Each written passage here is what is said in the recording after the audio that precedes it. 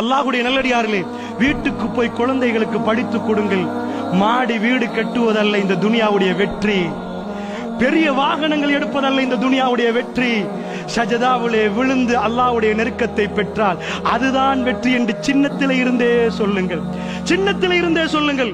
அல்லாஹ்வுடைய வேத வசனத்தை ஓதுவதற்கும் படிப்பதற்கும் முடியும் என்றால் நான் கேட்கிறேன், உங்க குழந்தைய என்னுடைய பிள்ளை உட்பட நாம எல்லாம் என்ன நினைச்சிருப்போம்? பிள்ளைய பெத்தெடுத்தோட இந்த பொசிஷன், அந்த பொசிஷன், இந்த டிகிரி, அது இந்த மெடிக்கல் காலேஜ், அது இயல்பு. அல்லாஹ்வுடைய நல்லடியார்களே, ரசூலுல்லாஹ் என்ன சொன்னார்? அதாவது ஹைருக்கும் மன் தஅல்லமல் குர்ஆன் வ அல்லம, உங்களில் சிறந்தவர் யார் தெரியுமா? குர்ஆனை படித்து பிறருக்கு படித்து கொடுப்பவர். எத்தனை பேர் உங்க பிள்ளை குர்ஆனை படிச்சு கொடுக்கணும் என்று பிறந்த உடனே நினைச்சு பார்த்தீங்க? அல்லாஹ்வுடைய நல்லடியார்களே, துனியா எங்களை கவர்ந்து விட்டது.